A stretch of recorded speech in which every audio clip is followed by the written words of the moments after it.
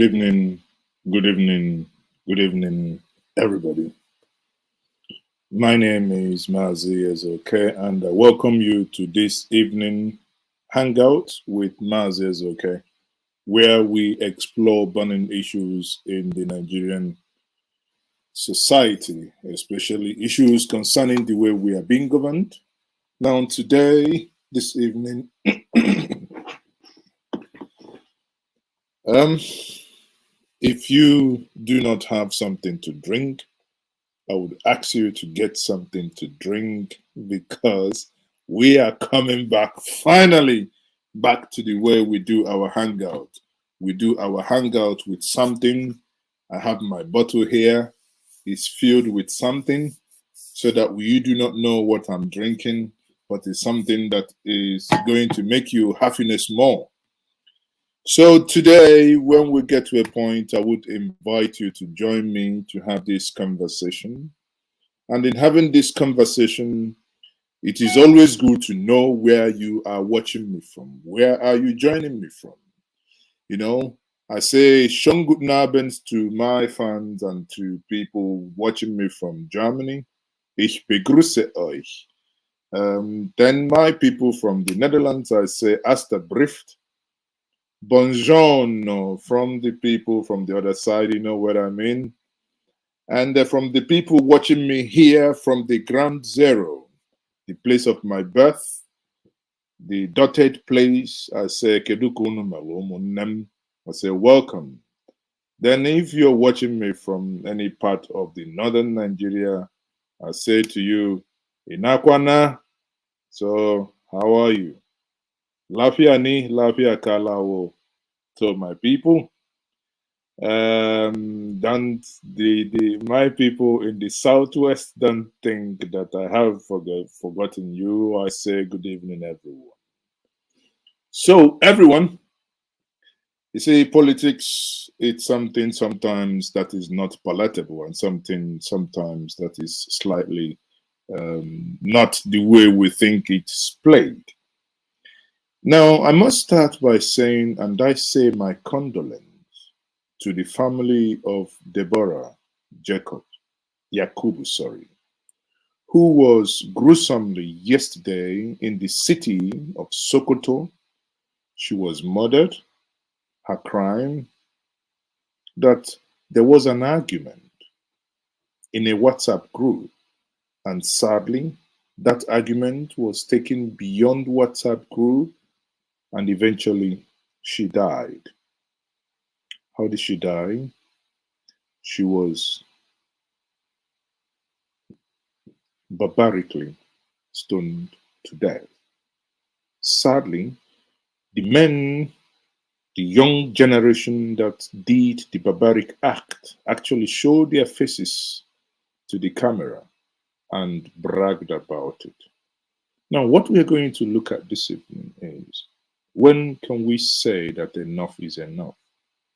Again, here is humanity at play.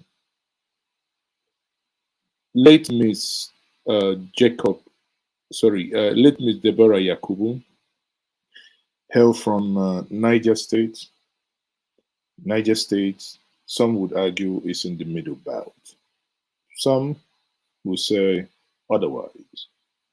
But irrespective of where that state is, irrespective of the religion being professed, one thing that we must begin to ask ourselves is, what has happened to us? What has happened to our humanity? That by mere saying that someone insulted your prophet, then you say that death shall befall that individual. Then I ask you, why do you have to fight for your prophet? Why do you have to fight for your God? Be you Christian, Hindu, Muslim, I don't bloody care. I say to you, let your humanity reign. Do not fight for your God. If your God feels so upset and so angry, let him go to work. You know, I say, let him, her, or it go to work. Why must you kill another human being because of your emotion? Because this has absolute nothing to do with religion, that has everything to do with emotion. if you're not able to control your emotion in the name of whatever God you worship, and you take the life of another, that makes you less a human. You're not fighting for any God, for Christ's sake. You're fighting for your emotion.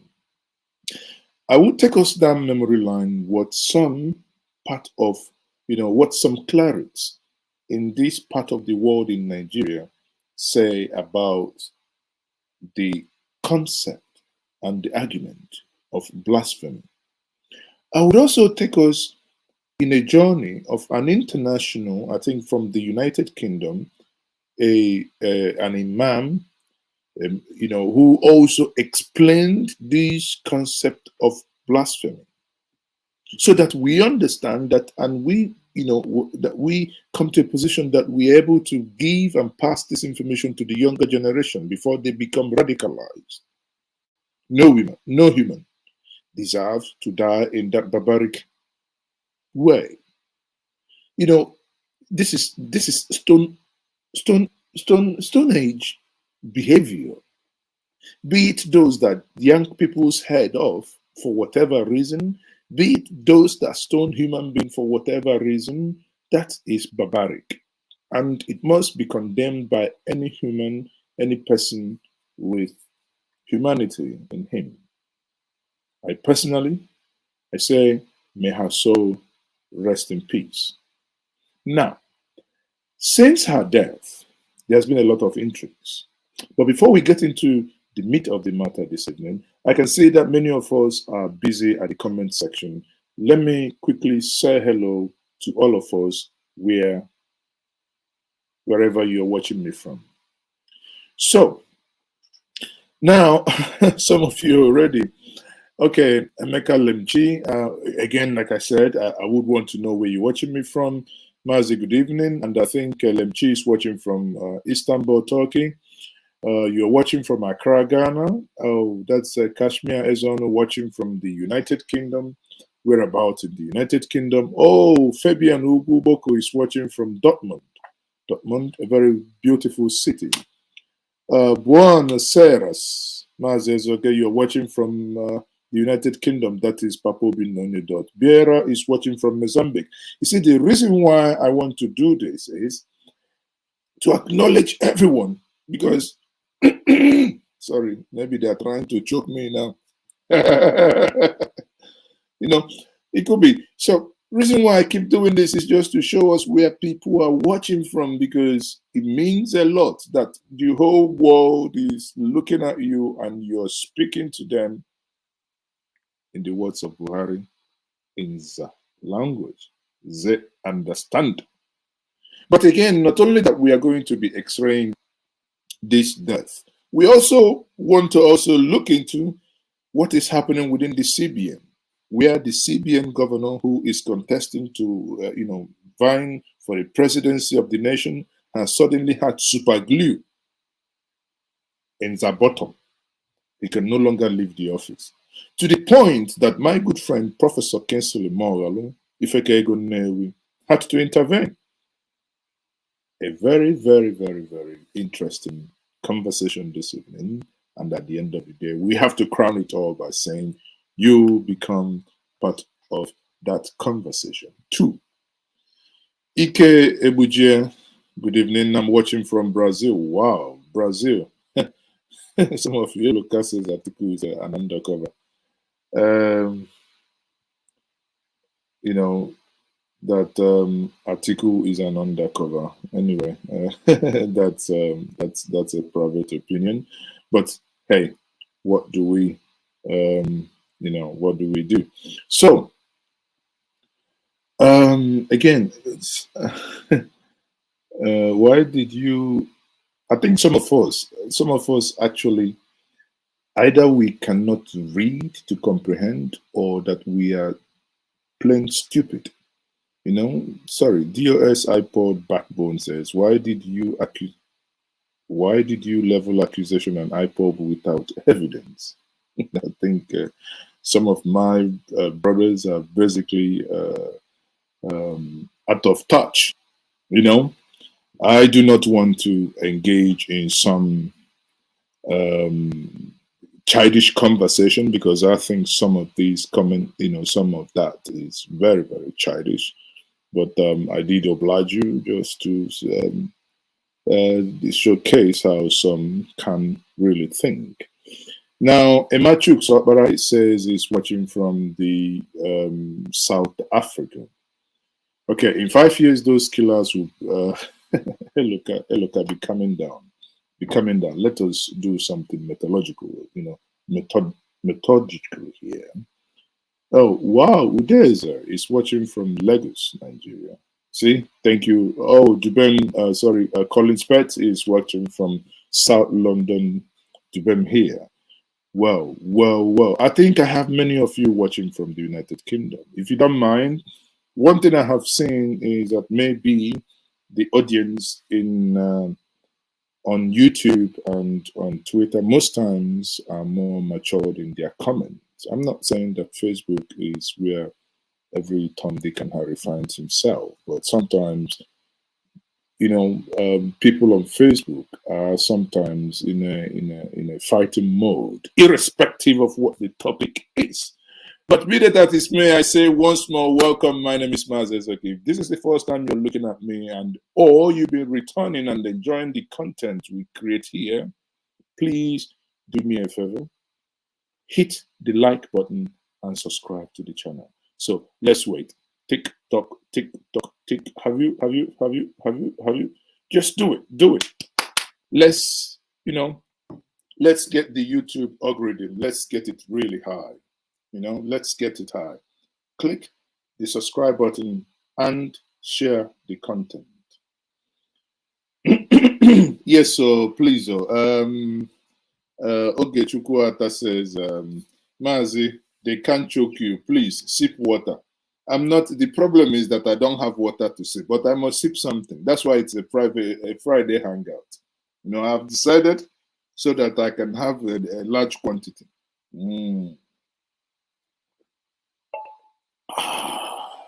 This is very good. So I hope you have yours. If you red wine, black wine, green wine, blue wine, whatever it is, just get something. Tea, coffee, all these white man here, white man in a black coffee, in a black canister. You know what it means? It's white man. White man.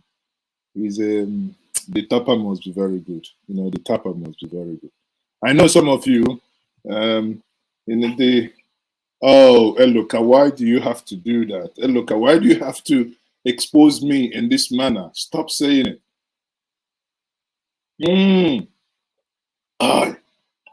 I will pray for the tapper. I say, may you never fall from the palm tree. May your legs never go wonky. And may your knife never go the other way. May you always tap like this. And may it also, and may my viewers also enjoy it too. So it's not only me. May my viewers.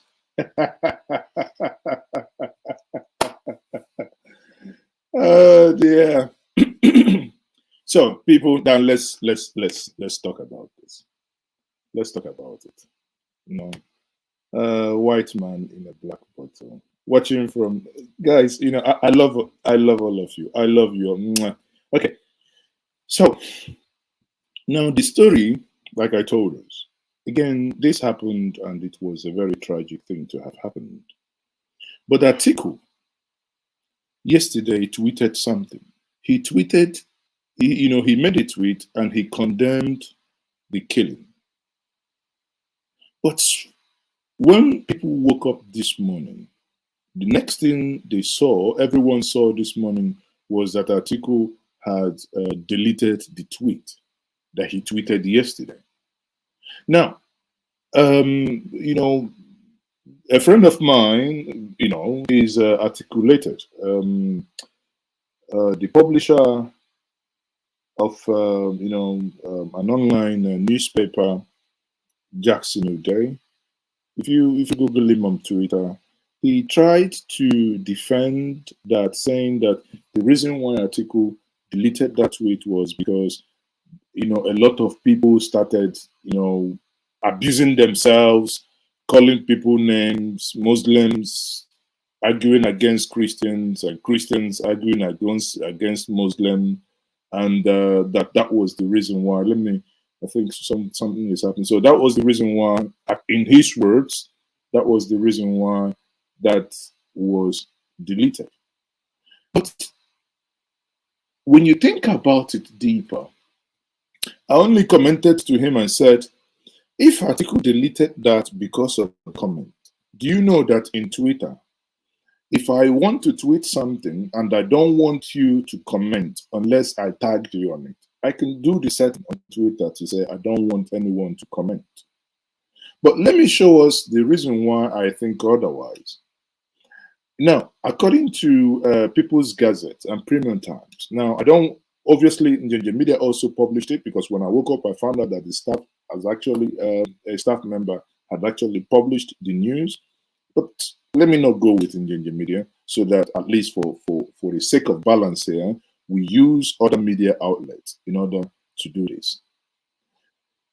If you may oblige me a couple of seconds, let me quickly pull this up here. Now, my argument is, if Atiku Abubakar had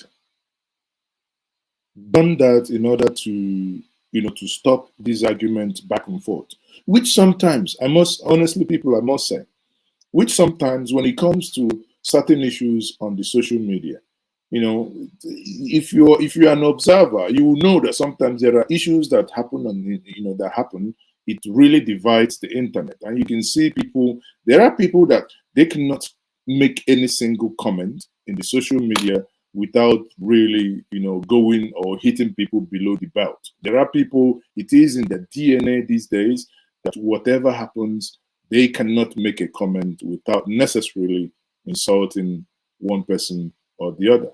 But again, that is not to say that that is, according to Jackson Ude, that is enough reason to have had that happen. Now, this is what Atiku tweeted last night. He says, I hope we can all read this. Let me see. I hope you can see my screen very well, right? Can you? Okay. Now, this is what Atiku tweeted yesterday here. Atiku said, if I go back to this page, there cannot be a justification for such gruesome murder. Deborah Yakubu was murdered, and all those behind her death must be brought to justice. My condolences to her family and to her friends. Again, 1,000,000% here, because language matters here. 1,000,000% here, I agree with Atiku. This is a condemnable act. That was nothing but murder. But suddenly, the same thing on Facebook was tweeted. Suddenly, we woke up, everything is no longer on his page. Actually, early in the morning, around 3 o'clock, while I was still doing some work, that tweet was still on. But later today, after I had an argument back and forth with a friend of mine, Professor Femi Olufimilade, who argued that one of the reasons why he thinks Atiku may have done that, and he is in support of that, is that it could be that his business, interest in Adamawa Yola could be under attack by the fundamentalists. Now, if that is the line of thought by Professor Femi Olufimilade, what it then means is that what you then see at the bottom of what Atiku had tweeted then becomes the reason why he deleted it. And part of it is, you have from Yunus Boska here, who says, we are not together here. Dama, Baka Maganaba. So, meaning they are not here together. So we will see. Now, the other one, Mubarak Yusuf, says, Wallahi, you lose my vote. The other one, Mubarak again, you lost my vote. So you lose my vote, you lost my vote. If Odumeje were to be here, I think this is one of those things we call, this is past pathetical. That is in the words of Odumeje, that if he were to be here, you ask him now, what manner of tense is this? He will tell you this is past. You will be a past participant. Yeah. Hey! Ebu agomia. One day we go me. Say yesterday you are a past. So very soon you shall be past. Party. One day. Say tickle.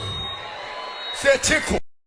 So you look at it now. When you look at this, is those comments there are nothing but past party tickle.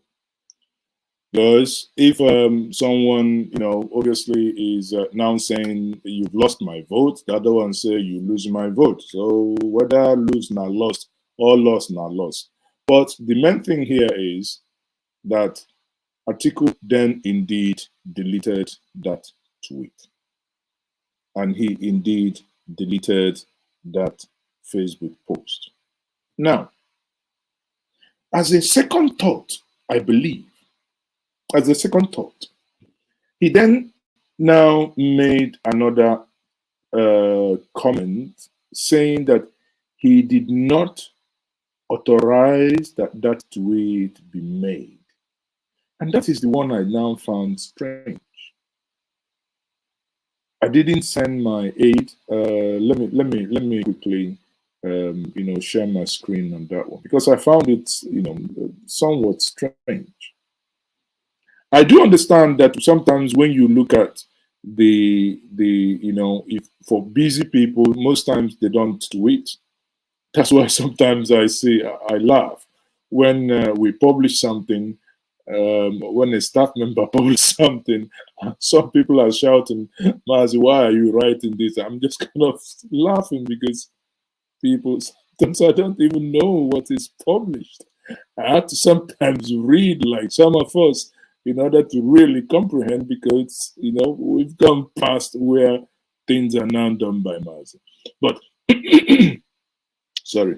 So that is on that. Now this is the some part of it here, where Atiku now says, "I didn't send my aides to condemn Deborah's murder or to sympathize with the family." Atiku had distanced himself from a message of condemnation and sympathy over gruesome murder of Deborah Samuel Yakubu, a Christian female student of Shehu Shagari College of Education. Now, you can see that here. You see, thank God for Google, because at some point, thank God for Google Translate. Because if normally when you do something on Facebook, if you write something on Igbo or on our Yoruba or on Hausa, they automatically translate that on whatever language you set as your default language, either on your phone or on your computer. Sadly, my default language in my own phone is Igbo. So most times I found things so interesting because I'm trying to read something in English and sometimes it comes in a very other different language. But here is Atiku's response here. Now, and where he says, "This evening I received information that a post was made that does not agree with my orders. I use this to announce that any post without AA is not from me. May God protect us all." Now, he fell short of actually condemning what then happened. Yes, we understand that if anything is posted from your Twitter page, I think we should be reasonable enough to own it up. Now, telling us that you must sign anything with AA, that is that is the only time we will now know that it comes from you. I think that doesn't cut it. A condemnation is a condemnation. Sometimes, especially from the region where you are, there is this thing in psychology known as stages of denial. When things are done by your people most times and you speak about it, you have more tendencies to have backlash from your own people, not from outsiders, but from your own people who begin to question you. Why must you talk about it? Why would you be the one to talk about it? Why this, why that? But again, not only Atiku, I am not aware of any of these politicians now that have really condemned this killing. The same way, almost none of them condemned the killing that happened in Imo State, the beheading in Imo State, which sadly, many of you watching me now are still commenting online, oh, you're carrying fake news, it didn't happen. And I said, I leave it at that. But I can tell you free of charge. I've been able to, get to some of the family members, and it breaks one's heart that that incident happened. But like that incident, there was no public condemnation. This one, all the politicians, no public condemnation. Now the question then is, what is the life of you and I? What? In the Southwest, in the Southeast, in the South, in the North? What is our life? What? It's not about that our life is worth more in the South than it's worth less in the North. No, it is everywhere. It is in the same country that we are in. That young children, and sorry, I take that back, that younger Nigerians in the week of endears protesting in Lagos, and they were shot. Till today, you have government, you have the lying machine telling you no one died. Till today, a live stream that we saw, a live stream, just like now I'm talking to you, I poke my eye and somebody says, oh, Mazi manipulated a live stream, an impromptu live stream by DJ Switch that the government has used everything in their arsenal to discredit. In this day and age, our life is virtually worth nothing.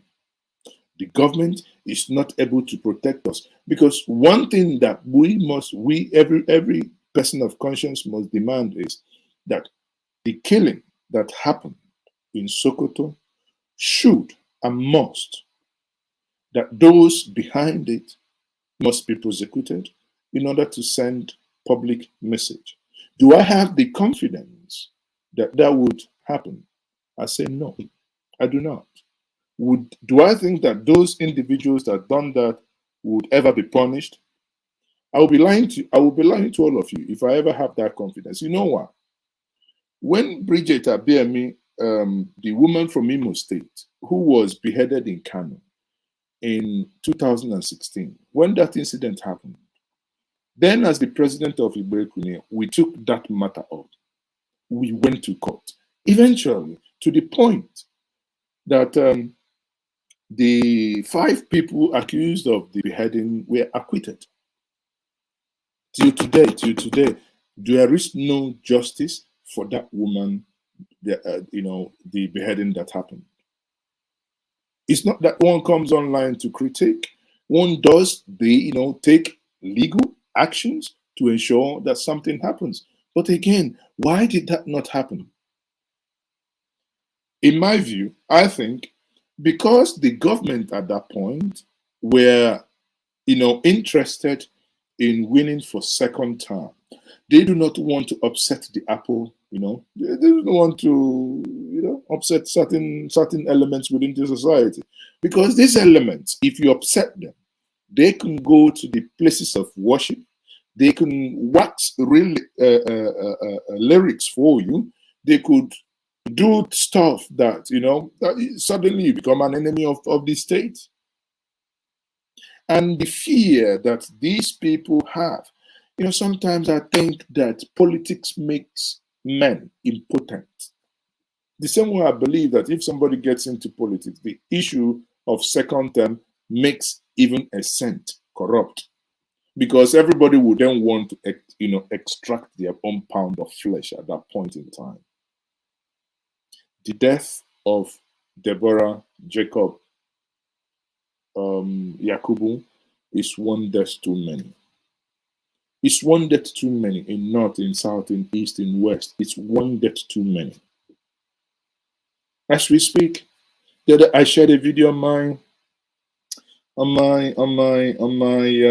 my Twitter, and I don't find it funny. Someone was playing music. Suddenly, I think they had, was it knockout or anything? But everybody started running. Men will no longer go anywhere without it's just fear everywhere. Fear everywhere. You can imagine, just people think about this. I don't know how to tell us this. Let's think about this. How on earth would we, because of, how do I put it? Just because of, okay, I'm a Christian, for instance. Let's say, okay, for argument's sake, I am a worshiper of Amadioha. Then you say, Amadioha is useless. Amadioha is useless. Then I get knife, chuku, chuku, chuku, then I kill you. For Christ's sake, if Amadioha is damn angry, let him go and fight for himself. I'm a Christian. Now you tell me your Jesus Christ is a useless, is a bastard. I say, I'll leave it to you. Let him be the judge. Now, because you say Jesus is a bastard, then I'll go and kill you. Then I'm not fit to be a human. Or someone says nasty things, because what was the argument about? In a WhatsApp group, in a WhatsApp group created for the assignment, people were having what's it called? They were having argument. You know what people do in WhatsApp group? You create a WhatsApp group for A to do this. Suddenly, all you hear, everybody forwarding stuff like mad people. WhatsApp group. Some people shared, I think, Islamic preaching there. And the young woman made an audio saying, please stop.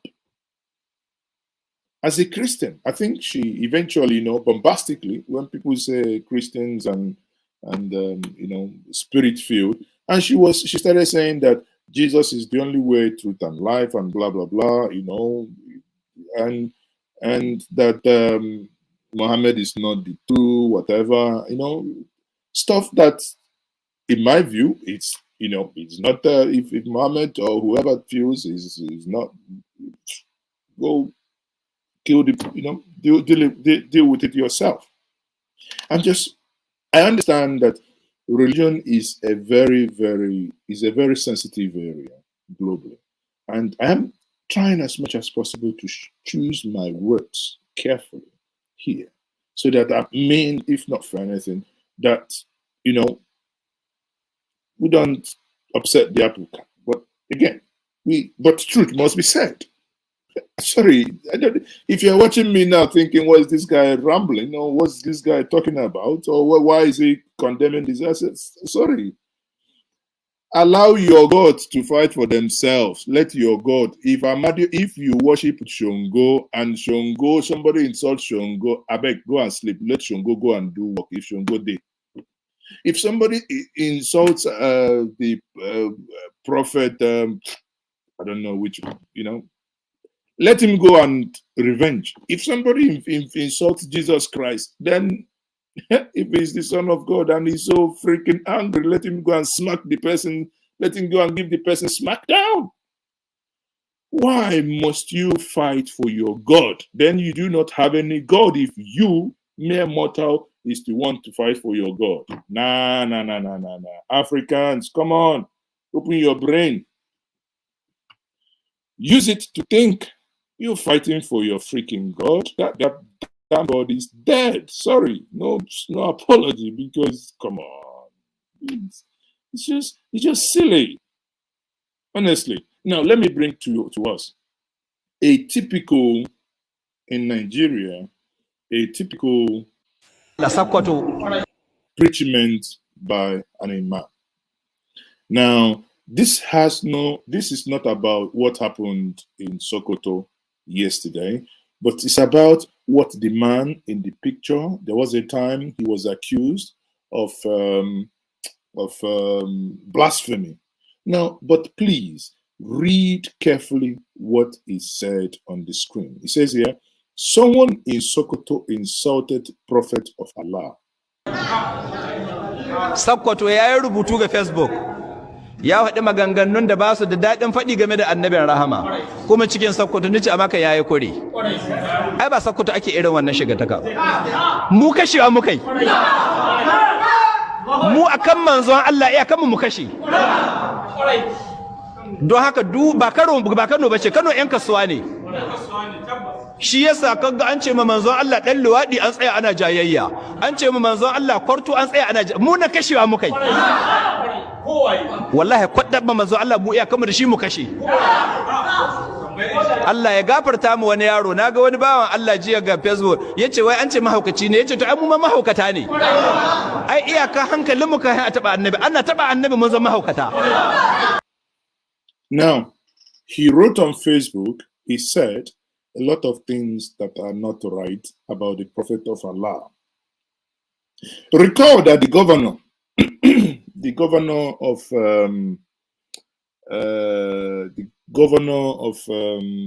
Kaduna State, the short man in Kaduna, that is Nasir El-Rufai, he has once insulted Jesus Christ. No one lynched him. No one killed him.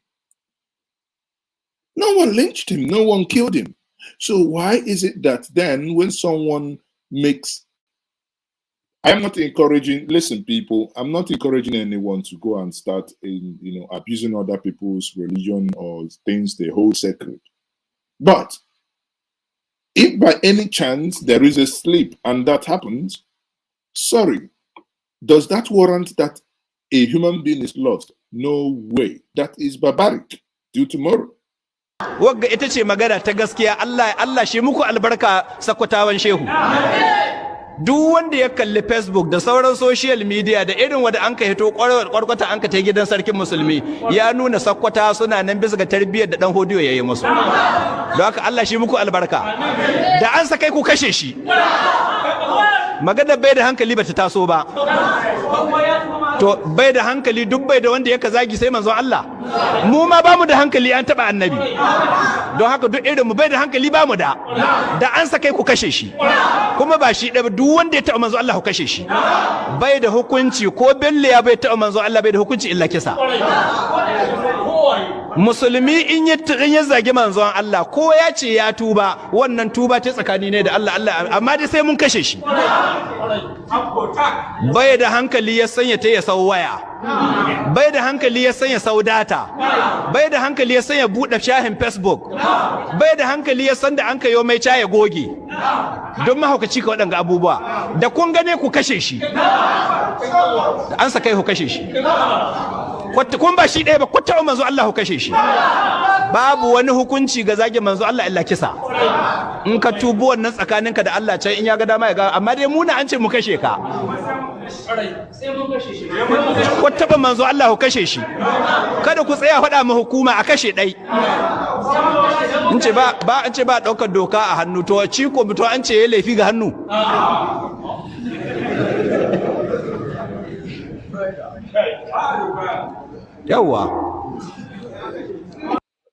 Now, I found this particular part very interesting because obviously, as that event happened, people did march to the home of Sadana of Sokoto, and they questioned, everybody that saw that march there, blah blah blah. We are also mentally ill when the prophet is insulted, because obviously people are saying that anyone taking such action must be retarded or something like that. So now they are questioning him. But one thing that is very clear here is that action of even that lynching was something that was never condemned. You see, there is no other punishment rather than the manzo Allah hukuncin kisa. Ko limamin Makka ya zagi manzo Allah hukunci ne kisa. Balle wadan iskan banza. Don haka ku yi tsayin kunan tarbiyyar nan da Shehu Dan Hodo yayi muku. Mu alhamdulillah kakanninmu mujahiduna ne. Kuma jihad. They says here, even if the Imam of Mecca insults the Prophet, that he will be melted with such. People, I think watching something like this, what I keep asking myself is, well, even when the other parts of Nigeria now is not even anywhere better, but what I keep asking myself is, do Muslims in Nigeria also practice the same Muslims that you have in Dubai, in Oman, in Qatar, in You know, even in Saudi Arabia, sorry, are they the same Muslims? Because somewhat, it appears Nigerian Muslim is stuck in reverse gear. Sorry again, if you're Muslim, you're watching me, I mean non insult, but I have to air my view, no insult intended. Apologies, up front. But somewhat, I have that feeling that our own form of Islam is probably on reverse gear. Of course, we know we do have fundamentalists even within the Christians. When someone who says to you that he is spirit-filled goes about on rampage in the southern part of Nigeria, causing his own ancestors, destroying every single thing they've ever built in form of their crafts and their way of life. There are doors I call in my place, Uzoburichi. These are doors carved from Iroko trees. Iroko is one of those trees you can plant, they grow. Now, if these doors are carved, Uzoburichi, very, very carvings, ancient carvings that has a lot of meanings, but suddenly someone says that the spirits called him or that he missed a call from whoever, God, whatever, and suddenly he is now a born against, and he started destroying things that he never knew how they came to be. That is a very, very fundamental, that person is nothing but a fundamentalist who is just out there to destroy. Now, just opposing it, and if you allow such thinking to hold sway for a very long time, it turns into retrogression, because at some point you have nothing left. Someone who goes into to the shrine of someone who he doesn't share the same faith with, because that person is a traditionalist and worships whatever he or she worships, then you go in there and you destroy it, you burn it. You're nothing but the same person. You have a very retrogressive mentality in my worldview. Now, if we then look at all these and then ask ourselves, why is it that it appears that our own version of Islam is slightly retrogressive or engages in some things that sometimes you think about it and it wouldn't make sense to you? That is not to say that that every part of Islam supports such barbaric nonsense. There is this Islamic scholar, I believe that guy is from the United Kingdom. I play us that clip because, in journalism, balance means you present various school of thoughts. Then you draw up a conclusion. Now, I've presented an imam from Nigeria who is supporting this nonsensical, sorry, I have no apologies for that, but nonsensical argument of blasphemy by death. And this imam in Nigeria, that's death for somebody who commits blasphemy against. Sorry. Now, but here on the other side is this British imam also who tried to explain what blasphemy also means in the tenets of Islam. It means then, this is just like someone interpreting the Bible and telling you that in the Old Testament, because obviously one of what you see, I recall when I wrote the thesis on the Nigerian Biafran War, one of the opening statements therein was, somewhere in the Bible in the Old Testament, made allusion to invading certain places, kill them, taking the women as prisoners of war or war booty, as it was used in some translations. But does that then invalidate the New Testament that says that Christ has paid it all, and those things are no longer needed? Do you then hold people responsible if they now begin to go back to that Old Testament and begin to translate them literally? I believe sometimes in this case of blasphemy, what some people do, what some many people do, is to take these things out of context. Now, let us, for fairness here, listen to this Imam from the United Kingdom, and let's see what he has to say. Islam prescribes death for somebody who commits blasphemy against Holy Prophet of Islam, Muhammad, peace be upon him. Is that true? Let's see. No, it's not true. Islam condemns blasphemy, but there is not a single verse in the Holy Quran that teaches Muslims to punish someone just because he insulted the Prophet of Islam, Muhammad sallallahu alaihi wasallam. The Quran teaches us that all prophets were mocked at. It says, "And there came not to them a messenger, but they mocked at him." The Quran mentions that the Holy Prophet Muhammad, may peace and blessings of Allah be upon him, was insulted, but it does not say, punish those people. Rather, Allah said to him, and overlook their annoying talk, and put your trust in Allah.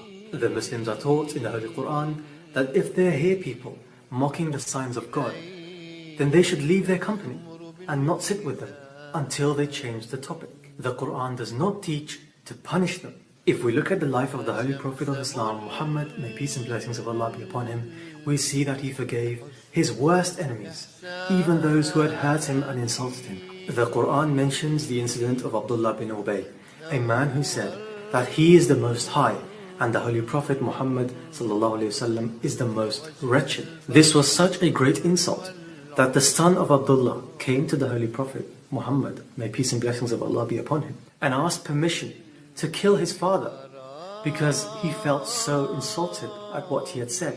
The Prophet Muhammad sallallahu alaihi wasallam did not allow this, and Abdullah lived his life in peace until he passed away in the city of Medina. In fact, the Holy Prophet Muhammad, may peace and blessings of Allah be upon him, led his funeral prayer.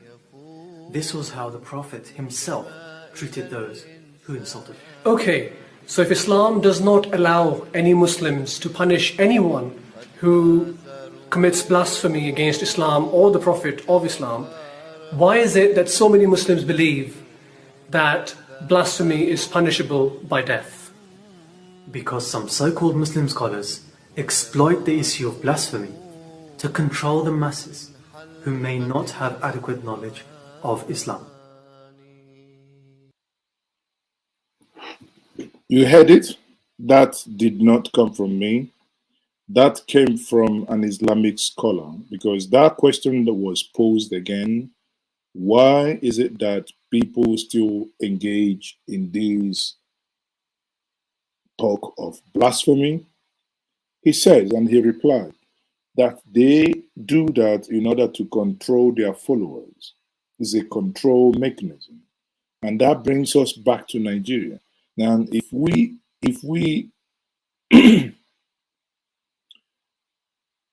if we go back to this, we would then understand.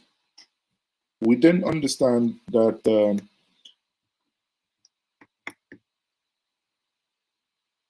the only thing that one has to pick up from here is very simple. It is a tool of control. A tool of control. That's what they've said here.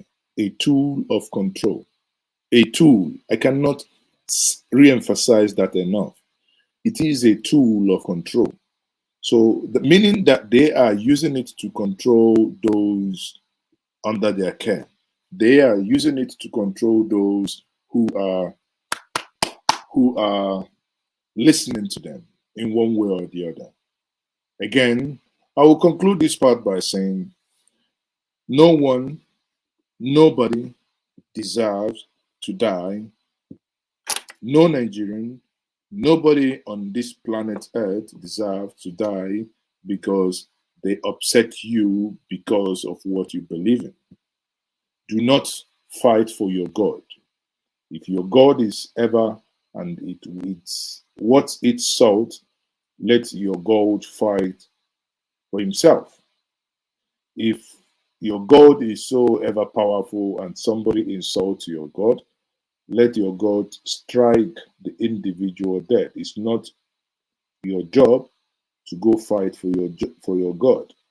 You're actually diminishing your God whenever you engage in such and you're fighting for your God. For whatever reason, I think the internet is probably playing up. I hope many of you can. I think I just noticed my video is slightly lagging a little bit. I hope that is not too. I hope that's not too much. That my video is lagging so much. My video is lagging. But be that as may. So now that is on that one, and I say once more, may her soul rest in peace. Again, that's one death too many. We pray that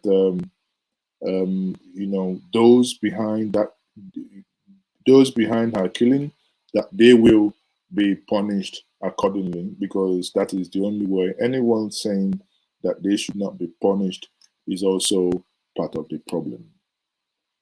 Those who took another life should be given the adequate punishment under the law, under the Constitution. Having said that, people, let's now move on to the next part. Let's talk slightly politics before I take your calls. You are aware that in the last couple of days, everyone, suddenly APC had an avalanche of people wanting to run for presidency. You see, why Nigeria sometimes, when people call them a failed state, they should not be angry, is because they are indeed, it's indeed failed. You know why I said it's indeed failed? How can a people um, be in government and there is an instruction saying if you want to contest for an office of the presidency, you should resign. But no one is resigning. No one is resigning. The whole thing is actually laughable. For instance, the CBN governor, to a point, had to go and get a court injunction from Delta State in order to keep him in office. And I'm like, are these people for real? What will make a man to a point that he has to be engaging in what manner of desperation will make a man to be that desperate to the point that he will be, running away from the things that he ought to be doing? Because in this case, the best thing he should have done is to just resign, and that's it, and basta.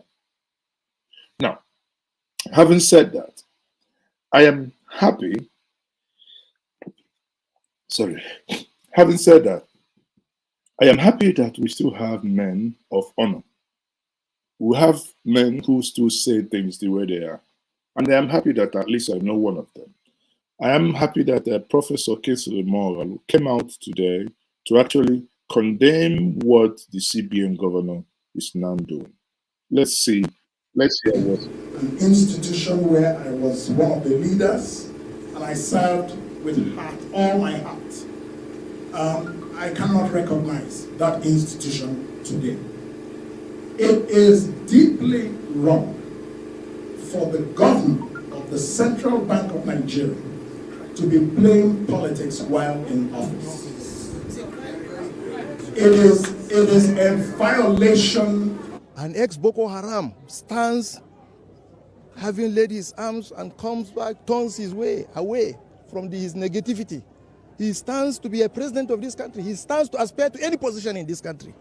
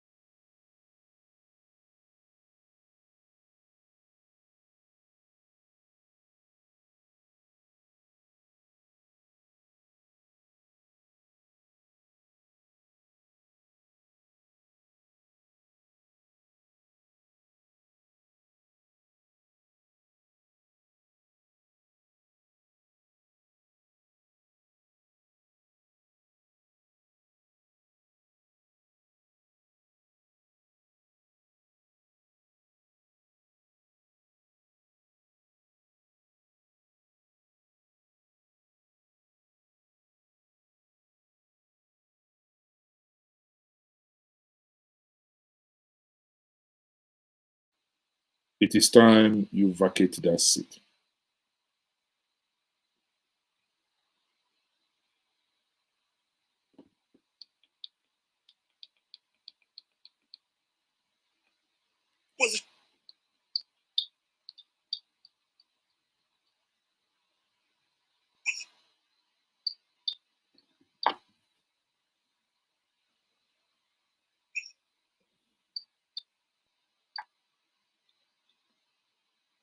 What's happened here, people?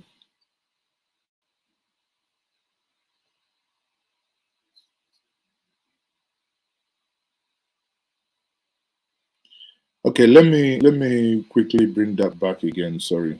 Okay. I would have to bring Professor Kingsley Morale back again. Sorry about that. Institution where I was one of the leaders and I served with all my heart. I cannot recognize that institution today. It is deeply wrong for the governor of the Central Bank of Nigeria to be playing politics while in office. It is a violation of law, it is a violation of ethics, and it is a violation of morality.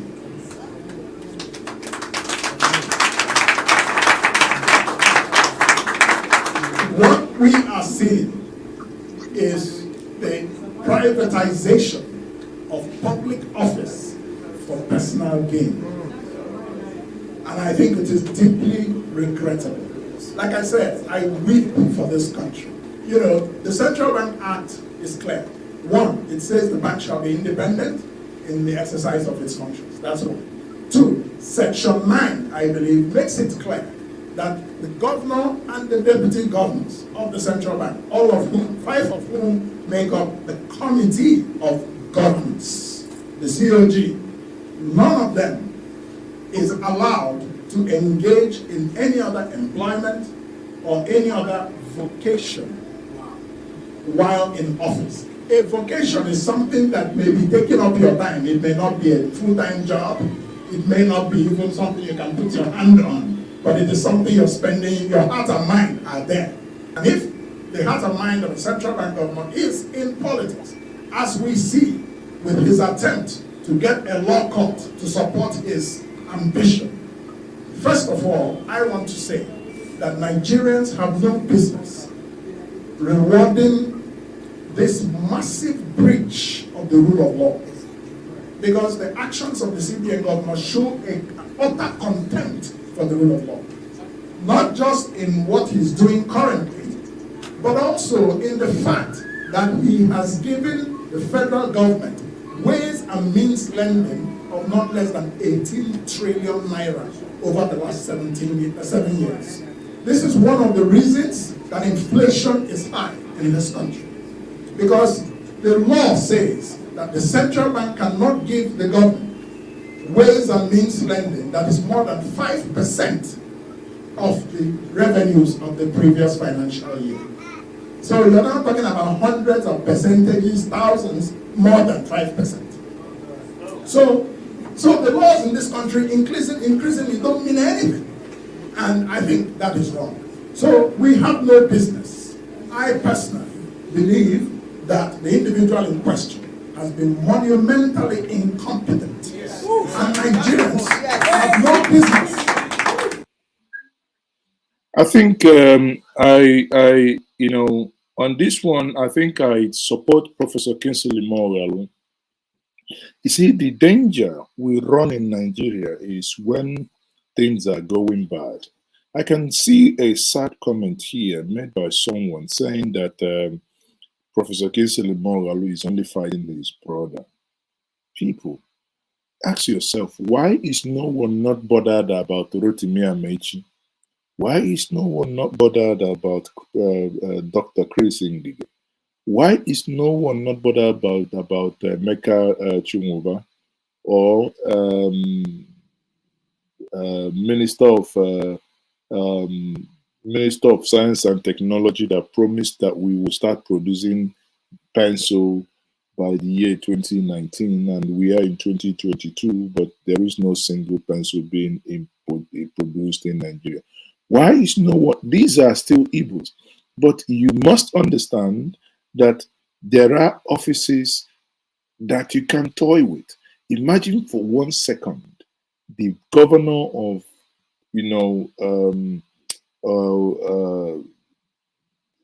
Bank of England engaging while in office, wanting to be a PM. Jesus Christ. The head of US Treasury, while in office, wanting to be a president in America. The, Deutsche Bundesbank head, wanting to become a chancellor in Germany.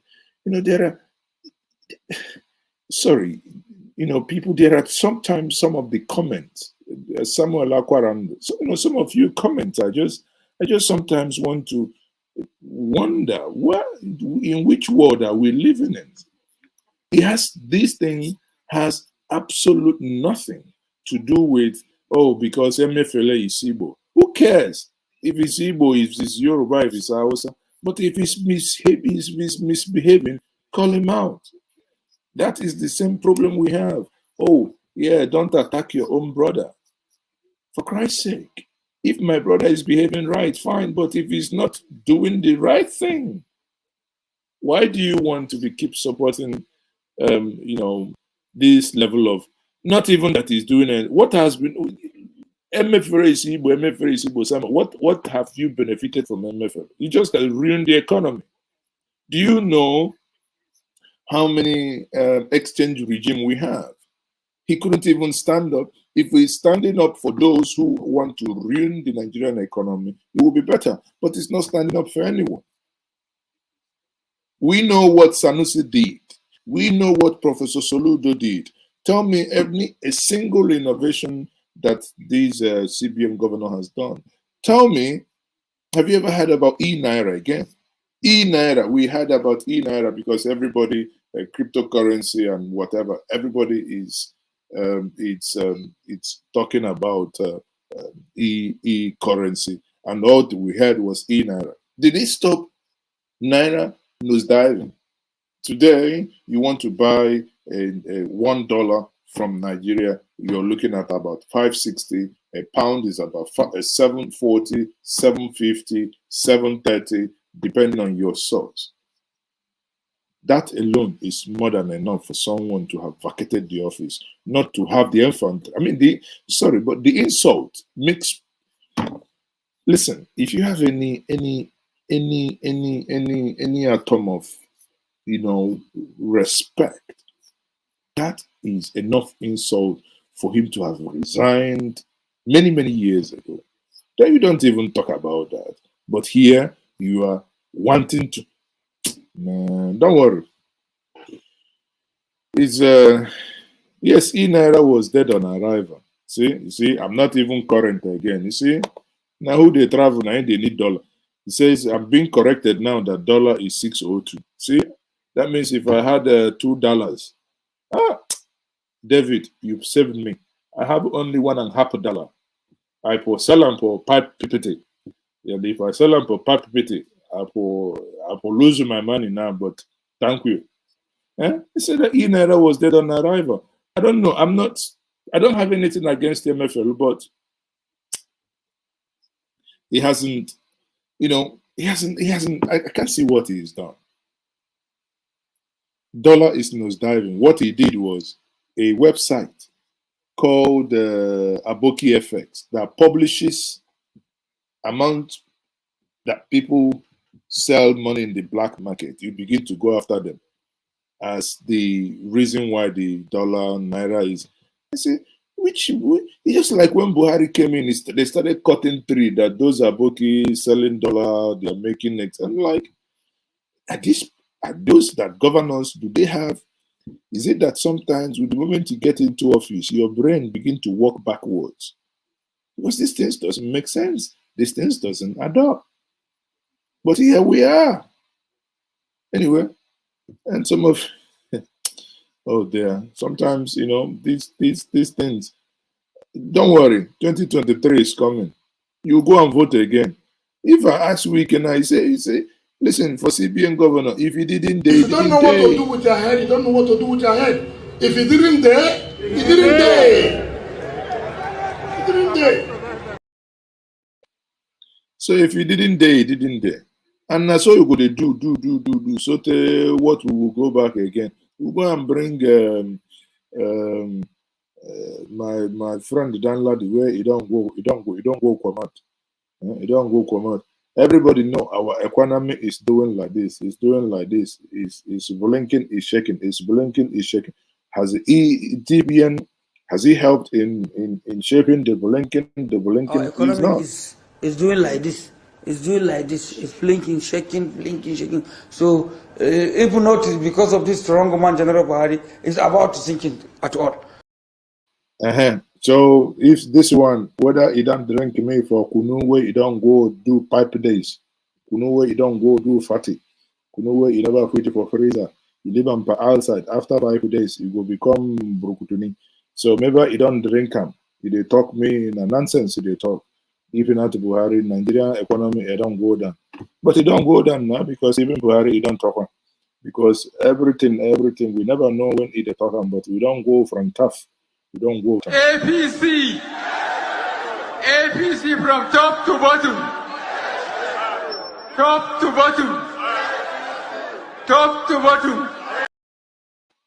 You see? From top. You.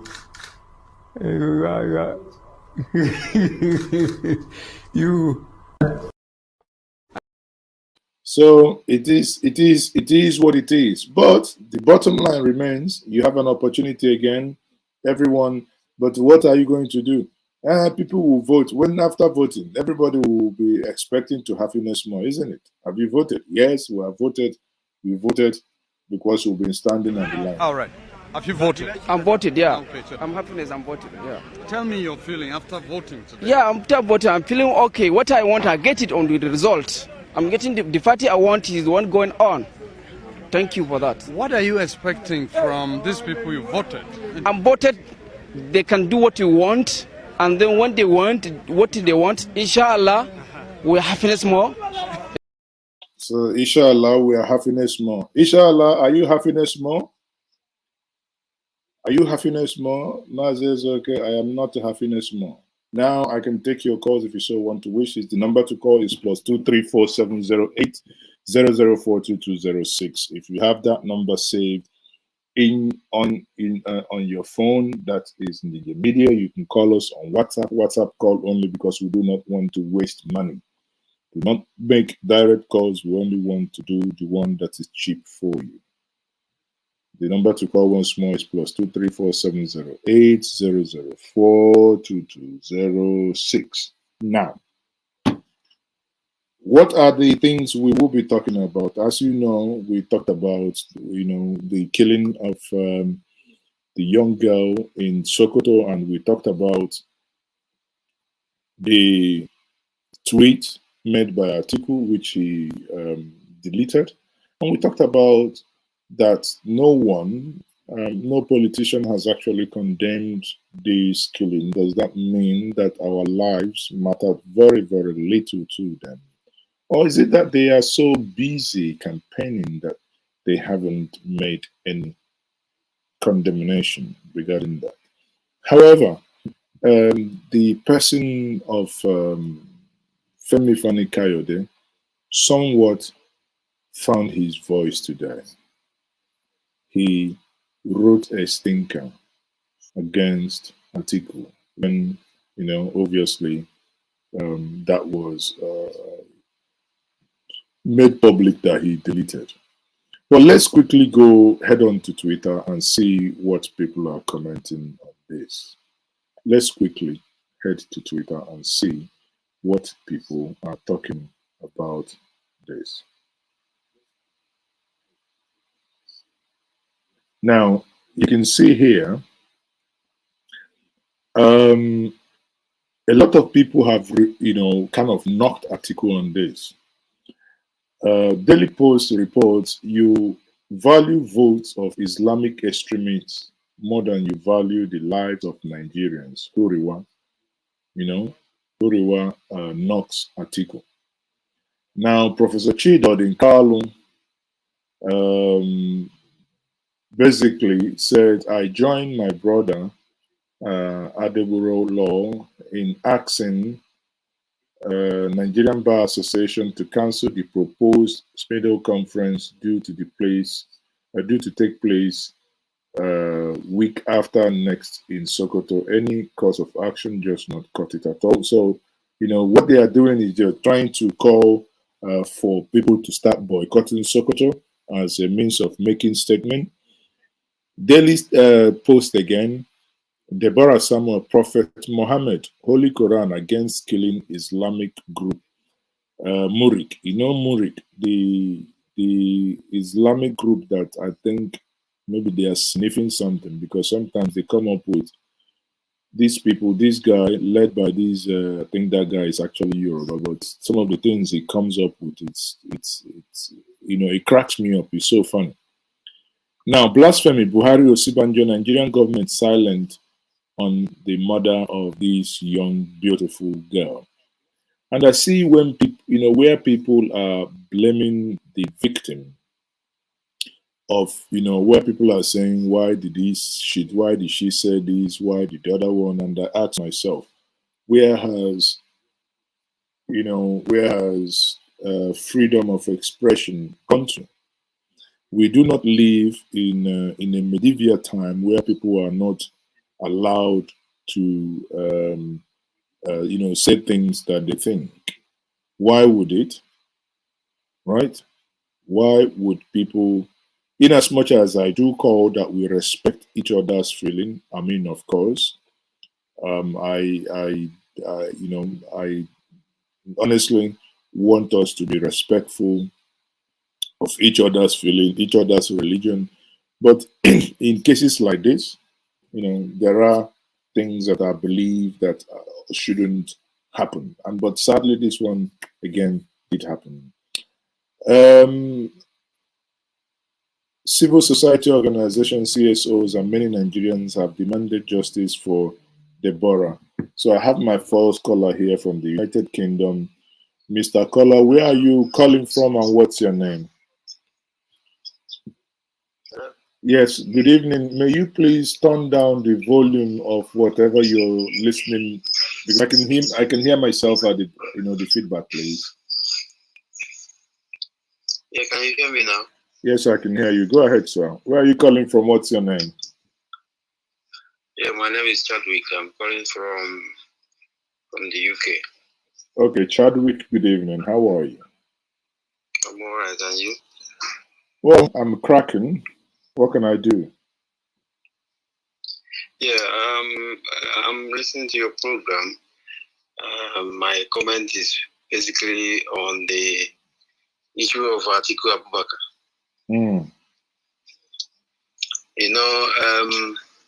Nigeria has an opportunity now to elect someone who will see if they can bring Nigeria from its arches.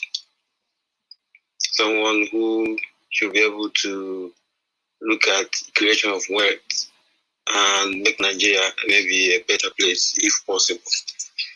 And now see the situation. Nigeria is looking up to PDP now to be able to save the country. The issue being that PDP has now thrown open their they are thrown open the contest. We are supposed to go to the south, meaning that Atiku Abubakar, Saraki, and the rest of them are angling to pick the ticket. And now I can say, I might be wrong, that the reason why this happened might be the pressure from these people from the north, for instance, Atiku Abubakar and and the rest of them. Now, someone who is looking at leading a secular country like Nigeria made a tweet that and condemned the gruesome murder Deborah in Sokoto, and then his people started tweeting against him, and most of them I can see saying they can never vote for him anymore. And because of that, he changed. Whether he is the one who made a tweet, the fact that he denied the tweet, that it didn't come from him. And now I'm asking, the condemnation of the gruesome murder of this young lady, whether or not he made it himself or the aide that did it, was something right to be done. And because he's been blasted by his people, those who I would call them extremists, who believe that blasphemy, whatever you call it, will lead to a death of a person. And he couldn't stand his ground. And I'm saying, look at another red flag, because this is what we said during the time of Buhari, that look, they said he's a general. He led Nigeria in 1983. He can do this. He's coming to do the security and all the rest of them. I was one of those who said, this man cannot, I don't see this man able to do anything. And I know the kind of enmity I had with people who argue then that this man is not competent. He hasn't shown ability to lead the country. Now, the red flag about Atiku is showing on everybody's face. Can you hear me? I'm listening. We're listening to you. Go ahead. But I think you need to round up now. We've taken 4 minutes, so round up. Okay. So the red flag is now showing to Nigerians what is possible if this man who couldn't stand his ground, who showing clearly that it's going to be disaster if this man has to come up again. Nigeria should be able to elect someone who is ready to work, who knows what to do, who knows the economics, to be able to bring them out of the arches they are into now. So my own contribution, because I am not a politician and I have nothing I can do, is for Nigerians to look very clearly and understand that whatever they have chosen is what they will get, and forget about tribes, sentiments, and whatever, and choose somebody who is competent to lead the country. Thank you very much. Thank you very much. I think we somewhat veered off from speaking about the tweet by Atiku into 2023 presidential election, which is a topic that we will, on a different date, also discuss extensively on why many of us think that it was an injustice for PDP to have zoned in the manner they zoned. But again, let's stay on course this evening here. I did appreciate that you called, and obviously thank you once more for your comment. I think there is an interesting comment from Dr. Benjamin here. Dr. Benjamin says that it is best we have a secular nation if religion is in the way of morality. Well, I think, a secular nation would have been, but bear in mind that there are also other penal codes in the Nigerian legal system. For instance, we can see that in some part of this nation, some people swear in form of beer and other alcoholic drinks can be destroyed, and it appears nothing happens. It appears no succor will be granted. I don't know. And, I was discussing with someone one time when that recently happened. I think that was in Kano. My suggestion was that it is time we begin to act smart. In a secular state, that should never have happened, because you must be paying your tax. And as long as you're paying your tax, you should be having protection from the state, because obviously in statecraft, and when you yield your power, you yield your right to state in a social contract. The state, in this case, the nation state, must protect the rights of people. However, in our form of secular nature, religion is still, the religion still controls the mind of people. Even amongst the Christian, this is not only within the Muslim folks, even among the Christian folks, you see someone that has and needs medical attention because there are no laws that says XYZ must happen. People would move away, and or maybe because there are no medical insurances that can take care of these individuals, people would move away rather than go to hospitals. You see them, because religion controls our mind, they will be going to prayer houses. Recent, as recent as 3 weeks ago, I was alarmed learning that a person I knew for so many years, if you look at her, a lady of about 30 years old, look at her tummy, she looks as if she is about 7 months pregnant. But I found out she's not pregnant. What is happening that she has some fibroid. Now telling her, okay, what is the issue? Go to hospital and let's look into the bills of how you're going to get this operated and removed. But because religion is something that controls the mind, and her mind is being whacked and controlled by someone who probably is more interested in the little that she has and the little that he or she can extract from the individual in question, that individual is still saying that the man of God can do X, Y, Z, and that will eventually come down. People, isn't that a mind that is warped and a mind that is already taken? Secularism would mean, first, before we even get into that, that the minds should be sharpened, that we should be thinking in scientific terms. I know many times that you tell people in a secular state, one of the things that function, one of the things and the pillars of a secular state is empiricism, that people must begin to think in empirical terms.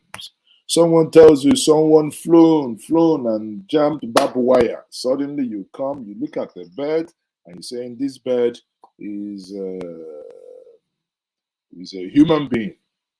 Now, if you want to use scientific reasoning and empiricism, you know that that is utter rubbish and nonsense. But again, people believe that.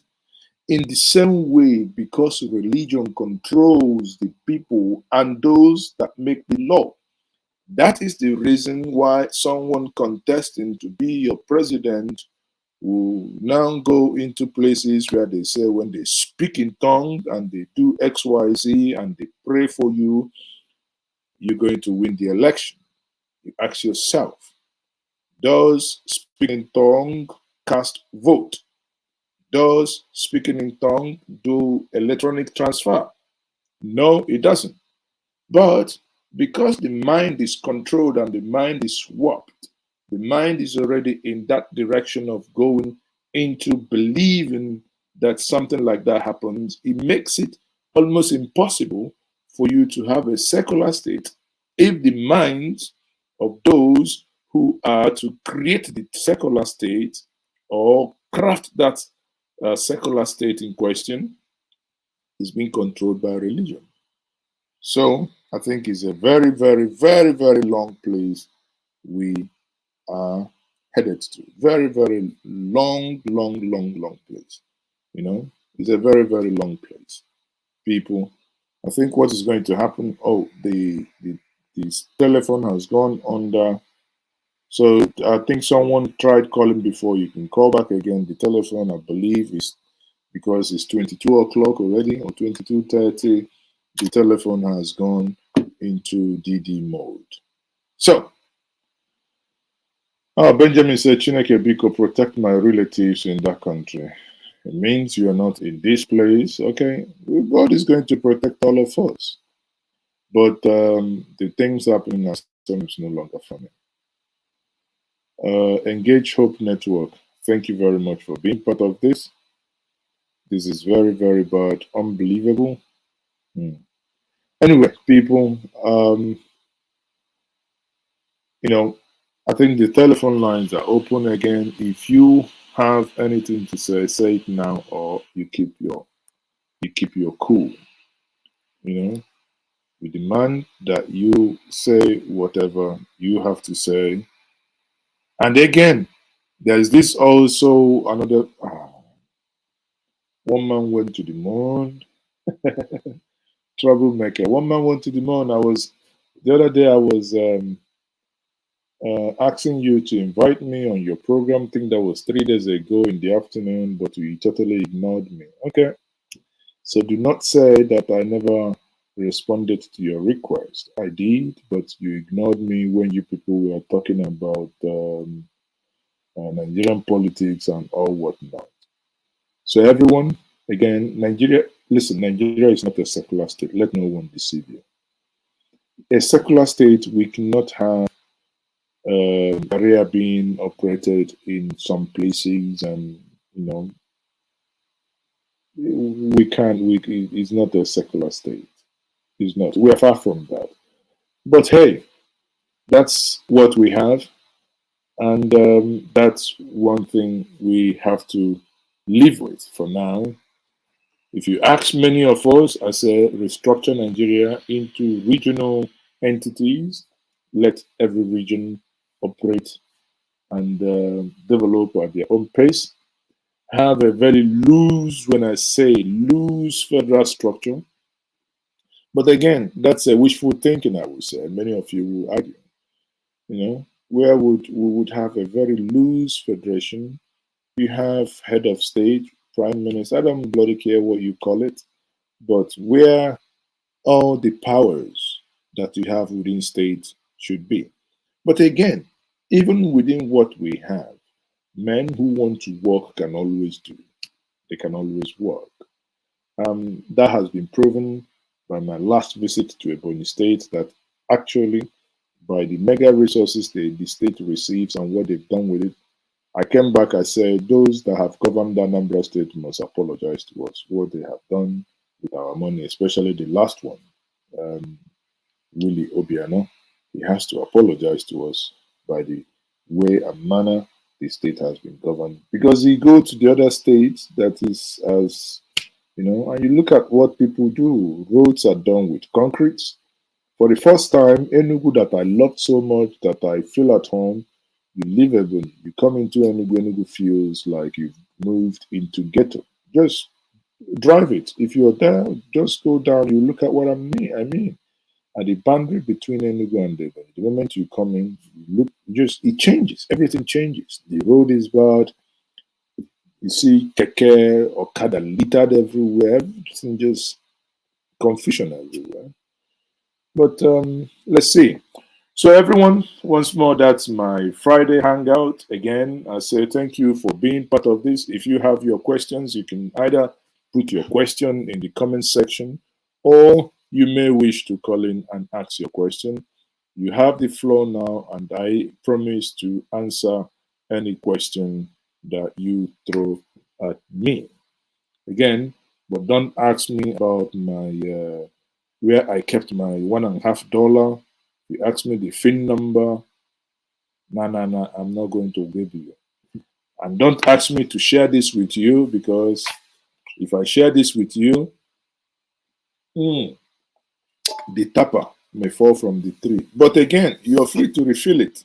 If you want to refill it, you're free to, I will be happiness more. If you can refill it, fine. That's all I can say. If you can refill it, fine.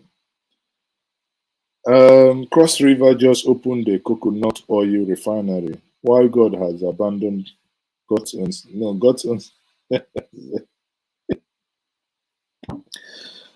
please don't set me. Don't start fight with Abia. Abia is already angry with me. Abia reached out to me, saying, "Mas, why haven't you?" Or rather, let me put it this way: some journalists, friend of mine from Abia State, say, "Mas, why is it that you report Anambra Ebony, Enugu, you don't go to Abia. I said, are you asking me? You from Abia, have you written anything good about your state? Because I don't want to expose you. If you've written anything about yours that is very good. He said, no, but he's talking about video. I said, no, it starts from writing.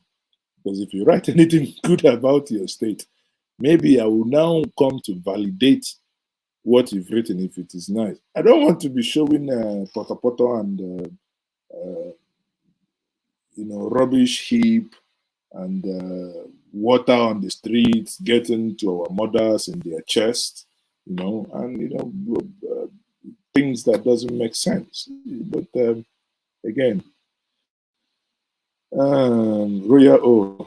No, I said, Maz, I just joined. What did Atiku tweet, please? Oh, no, we can't do this. People, we should throw Royal O. We should throw him away. I think he's dragging us backwards. Eh? We should throw him away. Unless he wants to bribe us. Abia State is worse than a refuse dump site. I mean, I can't argue with that. Sorry, I can't argue with that. But Anambra State, thank God that Soludo has just started clearing some areas. Anambra State was about becoming an Abia. But again, Enyimba City, economic city. You're right, Doctor. I think I need to reach out to what's his name again? The guy in charge of that Enyimba City project. Actually, you just reminded me something. I need to reach out to him. I need to bring him to have a conversation. That's Dalozo. I just remembered something now. I need to reach out to him because they have the Enyimba City project. And also maybe need to reach out to Geometrics. Bring them here so we'll talk about, because all I want is the development happening. In as much as I know we have a lot of insecurity in the southeast now, especially in the state of Anambra and Imo, occasioned by government failure in doing things at the wrong time. They ought to have, provided. If the government had done what they ought to have done at the appropriate time, we wouldn't be in the mess that we are in now. But in the mess that we are in now, the only thing we can only do is to stop digging and not to, keep digging ourselves more into trouble. But, anything that we can help to showcase what we do in the Southeast, anything that can help to drive and invest more, to develop our own. But sadly, some of the things happening in the last couple of months have gone against the principles of Akuluelno. Now, the only Akuna Natuna, and sometimes we are in Abazi by ourselves, not others doing by ourselves. We destroy them, and we want to blame others. Yes, while I agree that I blame the politicians for creating the environment for such things to be happening, but the destruction that we now do by ourselves, it also has to stop. And Mr. Nice says, let me take a comment. Mazi, I am cooking pepper soup right now with that spice. Oh my God. Okay, you know what you do? You're cooking pepper soup. I'll find you one pot of pepper soup with 2 alligator pepper and the 2 bottles of whatever is inside here. Okay, so I said it, shall it be? There is no appeal, because in Nafas nam never appeal see this country. Belton said this country should be divided. I wish that was in anybody's powers to do so. If it was in anybody's powers to do so, it probably would have been divided into geopolitical region, but it's not as easy as that. So suddenly, sorry, I don't see Nigeria state allowing a referendum. Listen, what people don't know, even if you're going to vote for a referendum, you still need PVC. So you better go get your PVC, get ready. Eventually, maybe we'll have one madman coming one day, so we want to vote for referendum. You'll be surprised at the outcome. The outcome might actually shock you that maybe people will say, well, we want to go, or people will say maybe they don't think it is the right thing to do because of, they might vote for a loose federation, I mean, as opposed to total breakup, I would say a loose federation that has a 6 geographical zone, maybe people, like they did in 1963, maybe have their own embassies and just basically compete. If you want to build a rail track from, though some of the constitutional amendment has taken care of that now, but if not, it's my issue is that actually the problem is the leaders, those that we have within the states. Sadly, we have men who do not have foresight, but people who are incapable of thinking big and doing.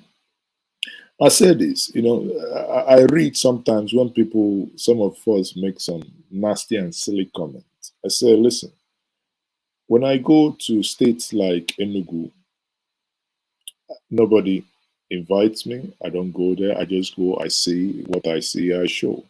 When I go to Ebony, it's the same thing. When I go to Anambra, it's the same thing. I will be publishing a video that I showed my disgust and my disappointment with the Anambra State, with the Anambra airport. It's my state, but if when you critique and you are not able to tell yourself the truth because you are involved, then you are not being truthful. I love my state to death. It's one place that I want to spend most of my time. But when I see something that is not right, I do say that. You may not like it. I have no apologies. My airport was disappointing. And one of the issues I had when I was campaigning for Enugu International Airport, a Canadian, is that the airport terminal was too small. It was too small. But you now come into Anambra State Airport. Enugu Airport becomes an international airport. I'm like, for Christ's sake, you have a massive expanse of land and you want to build something, and you build this freaking small thing to the point that the departure and landing is demarcated with tarpaulin. I mean, come on. I mean, it's just a joke. Sorry, it's a joke. For an airstrip, for an emergency airport, maybe that's what it was built for. The runway is one of the best in the country. I give it to him 3.7 kilometers, no, 3.8 kilometers with 1 kilometer boatway racer. I give it to him. But to build such terminal, it's not even up to Hamburg bus terminal or whatever it's called. It's not even like the bus up to the bus terminal in Victoria, London. I mean, it's just, come on, people. But in contrast, you may hate me, I don't bloody care. In contrast, I will keep telling us the truth. If you go to Ebony, which I will publish the video tomorrow, which I did, you are free to go. Just drive. It's 1 hour, 30 minutes from Enugu. Go yourself. Nobody stops you. You drive into the airport, you take video, you take pictures, you come out. You go to it, when you see what another man did, you ask yourself, is his own head different from the other people's head? Today, when Peter Obi was in Ilorin, I saw the Ilorin airport. I thought, hell, well, I thought it's only Southeast that's suffering from small-mindedness. Ilorin is also, even the airport in Ilorin is almost like worse than the Anambra one because of small-mindedness.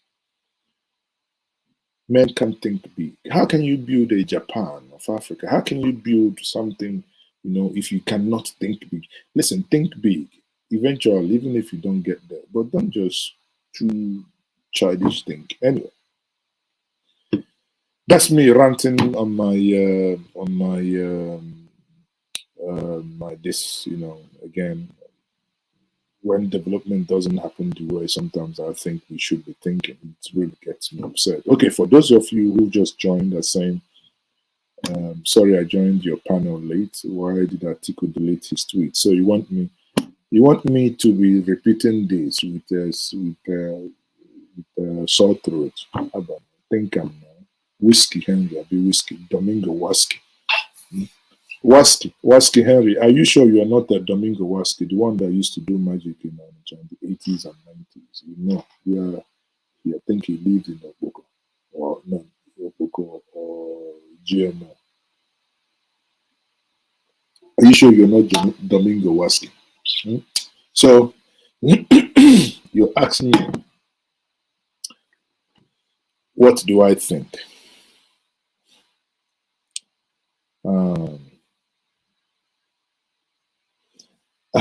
Some of you are funny. Dr. Benjamin, you're indeed funny. So I wish Igbos across Nigeria will be forced to go to the east so they can develop it. You're in America, you're saying you're wishing you better, you see, the issue is collective now. You can't ask someone who has lived in Lagos for so long, established his family in Lagos, to go back to the East because he wants to develop the East. No, it doesn't happen that way. Every Israeli didn't go back to Israel. You need to have, especially, that is one thing the Igbos and especially the Yorubas have against other people in Nigeria, that they have a very strong diaspora community.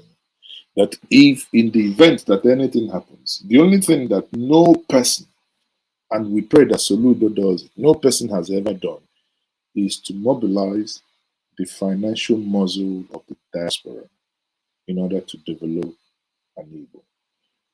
There must be, I believe and I pray, for me, Soludo would have failed if he does not, and if he fails to tap into that. The Igbo diaspora has a very, very hefty capital base, but you need to first get into their psyche, get into their emotion, in order to unlock that financial assets. Because the moment you do, and they begin to funnel their fund, let me give us an example.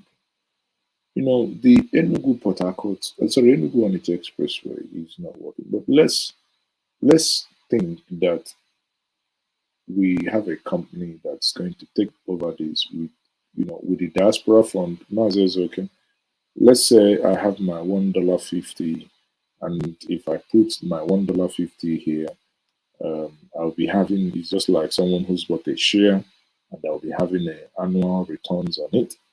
And if I do that, I would honestly have returns on it. Many people in Europe and America, they put money in the bank, they don't get 0.0. Sometimes, okay, let's say they get 0. No, they get the interest rate in the UK now is 0.05, I think. Official 0.75, I can't remember again. But if you get the interest payment, for argument's sake, 1% in Europe and America, because of where the financial crisis has left the world economy. But if someone will be happy to get a 5% return on investment per year, and you want to return that capital, you see people move, one person can move $50,000. And if a couple of people do it, you build this infrastructure and they generate, the revenue. So that is one thing that, is still waiting to be unlocked. Okay. Waski, Domingo Waski, now your brother now. You see, Waski versus Waski. No, it's not true. That Waski died during the war. No. Domingo Waski, I know, he used to live in near the Mogambo Hotel at Oboko. In the early 90s, he used to go around Ochanja performing magic. I mean, as a student in the 90s, as a student in Onitsha then, sometimes when you're coming back from school, you see them performing acrobatics and all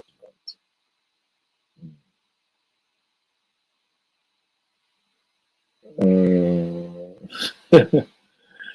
Africana 1000 says diaspora want to help, but you come home and you get kidnapped or killed.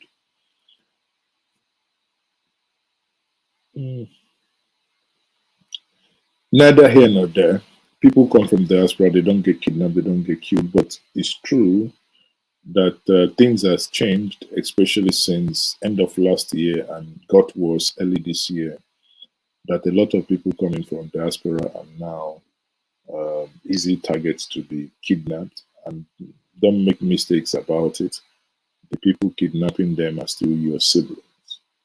Many of you don't want to hear it, but I will keep repeating it until you stop it, because it is anti people and it is anti yourself. You can't keep kidnapping yourself and extorting money from yourselves, and you're blaming others.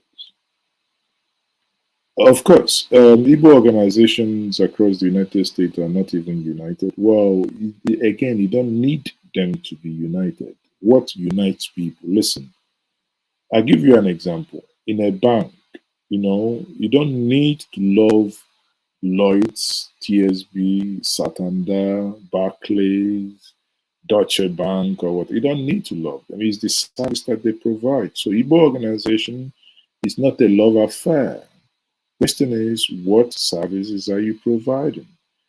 Bet me, let any government that has a salt in the southern part of Nigeria go and negotiate to take a road or whatever, an investment that is going to yield money. Whether you be Christian, Muslim, Hindu, Ahmadiyya Hari, whatever, invest, just provide leadership. And sadly, the leadership is not what we are getting. That's the problem we have. Everywhere is like run down. No one is building any new thing. I don't want to be hitting my state of Anambra before they think I hate my state so much. But the things I see when I drive around here makes me really angry. It's not cutting it for me. Sorry, it's not. It's not. We had it better. We handed over to Peter. Peter did.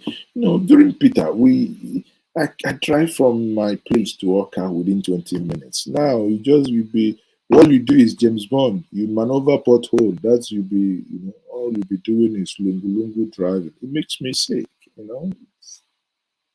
Anyway, people, I think that's enough for today. For many of you saying, what did Atiku delete his tweet? Atiku deleted this tweet for whatever reason, I don't know, but he tweeted, condemning the killing of Deborah Yakubu Jacob. And it appears there was some backlash and he went ahead and deleted it. Again, was he right to delete it? I say if I was one of his advisors, I would say no, sir, it was wrong to have deleted it.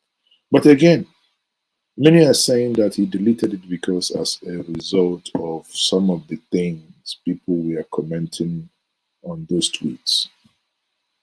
It's up to him. It's up to him. On that note, I will say thank you very much, everyone. For those of you asking for my Twitter handle, I thought all of you already know my Twitter handle. So let me see, where is my Twitter handle? My Twitter handle is at @Mazezoke. So this is my Twitter handle here, at @Mazezoke. Please follow me and like this stream, like the video, share with others. Let's keep it respectfully. I must also commend every one of you this evening that have made comment. The comment section has been so ever busy, and no one has insulted one another. I like it when conversations are civil. We can always disagree with one another, but not with insult. Because one thing psychologically that happens with insult, when your comments comes with insults, many of you don't know this, and I've said this before time. There are comments. There are words that are banned on this platform. There are words that are banned. The moment you use them, your comment won't appear. And someone will say, oh, Maz is blocking my comment. I have no interest in blocking any comment. For what? I have better things to do. But there are words, let's say, for instance, you use the F word. Even if you reverse it, it's banned. It's not needed. you use certain other derogatory words, it's banned. We'll try as much as possible to keep the community clean. But, that's much we can say. And I thank you once more for keeping the conversation clean and keeping the, information flow without rancor or any.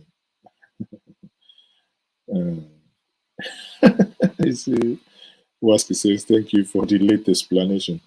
Of course, I was in the middle of something by the time the question came. So, but I still did oblige you. Because I obliged you, instead of you to send me some super chat, what you did is indirectly, see, that is very sarcastic. Indirectly, you just attacked me, but no worry. And my brother, you be.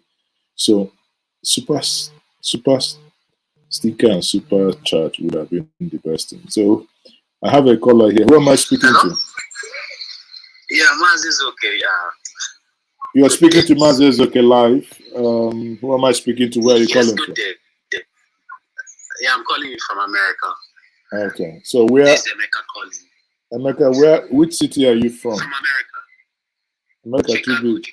Okay, the Chicago Bulls. Okay, go ahead. Oh, yes. There's something I just want to ask you. Yes. About Okoko. Which this guy is clearing. What's his name? Soludo. Is it clearing Okoko? Clearing the debris there to go and cause another mayhem in another area? What's he doing? Is he recycling those deaths or what? You understand what I mean by that? No. I want to understand you clearly before I make any comment. Okay, what I'm saying is on a Dotia neighbor, ne Poche Bozo, on a recycle down. Just like the way they do here, because I'm sure Soludo is educated. He studied in America, I guess. The way they do it here, you recycle those debts and everything. What's he doing about it? I hope he's not clearing Okoko to go and dump it another place and create another mayhem. Well, how is it? Okay. Do you know what is called landfill? Landfill, I know landfill. Yeah. Exactly. So, do you think that sometimes when erosion goes up in some areas, that maybe landfill debris can be used to do some landfilling? I'm not sure. I'm not an engineer, but I'm just asking. It's just curiosity. Yeah, it's neither am I.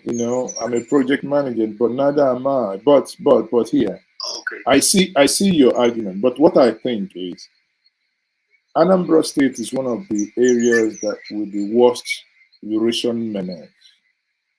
So yes. I do not think that where those rubbish will be dumped for other use is lacking. I'll put it that way. But again, okay. Again, I'm being very careful here, understanding exactly what you mean in terms of recycling. But again, bear in mind, the place you come from is not the same from the place you live. The place you live, everything is already planned out, that you may not ever have any need for such dumping of or having any need of such landfill. But it doesn't mean that there is no landfill in America. There are hundreds. There are. For sure, there are. Exactly. So there are hundreds of landfill. So I think to your question, maybe Soludo, I mean, on top of my head, I haven't investigated where they are dumping them, but it's normal occurrence. If you're heading towards Oba, I think there are erosion really, doing a lot of damage there that those could be used to rescue some houses. To control them. Yeah, that's what I'm. Well, that's my own is clearing of getting more clear of and go and mess up another environment. You No, but I do not foresee where he goes into a flat land and starts heaping them again. Come on. You understand what I mean? All right, I'm just saying. I do not. Because those men can do undoable. No. And again, as for Atiku and the students, it's just expected anyways. It's something that it's not surprising anyways. So it's not it's not something surprising. And it's kind of, I see my friend showing me like, is this really happening in your country? Like, you don't even have words for it. You understand? You can't even defend that barbaric action in 21st century. You can't even. Well, is it without sounding to defend everybody, anyone? You see, the Americans do not have the moral high ground to sometimes knock us on some of these things. If they do, they wouldn't have probably invaded Libya and destroyed it. In America, you have someone, mad people with guns move around and shoot couple of people. So it does happen. Yeah, but a little bit like not seeing group of students who are these people are supposed to be students. I agree with you. No, hold on. I agree with you, but you know that in where you are, you have what we call bullying. And sometimes this bullying, again, I said, we're just having this interaction without appear to be defending anything, but I don't like it. Why I'm only acting in this way is I don't like it when Americans, Europeans, or whoever want to play that game of, oh, you guys are barbaric, and I'm like, no. You're also mad. They are also in their own sense. They have a mad people. Trust me. If not, there was an interview. There was an interview granted. There was an interview granted by Charlie Boy last week, whom I'm going to be speaking to very soon again on this program. He was narrating how he was attacked in America, and he nearly died. His crime, his skin color. So, and yet these were people that meant they were supposed to be civilized. You understand where I'm coming from? So it's supposed to be, these are people that were supposed to be civilized, but they engage in such level of barbarism. It's only even in the 1960s that during the, due to the walk and fight of Martin Luther King, that some of these people stopped even hanging people based on their skin colors. So, I find it a little bit, sometimes out of place. If they want to look at me and say, oh, your country is doing this, I say, what your country did and the ones they are doing. But again, condemnation of evil act is it's welcomed. What happened in Sokoto shouldn't have happened, and anyone involved must and should be prosecuted. Yeah, exactly. Okay, well, nice conversation with you. Keep up your good work. Thank you very much. But you haven't paid your title. Yeah. Waski Henry. Waski, thank you for the super chat. So I'm waiting for your super chat now. Thank you very much. Waski, thank you very much. It's good to sometimes have banter, but at the end of the day, people, it's nice having spoken to every one of us. Now, on this note, I say thank you once more for being part of this program. And let's say tomorrow we may have our street parliament. On that note, I say good night, everyone from here, wherever you may be. Good night, good morning, good afternoon. Once more, thank you for being part of this program. Thank you once more. If you haven't subscribed, by all means do. If you have subscribed, by all means like the video and share with others. I say good night from here. Bye for now.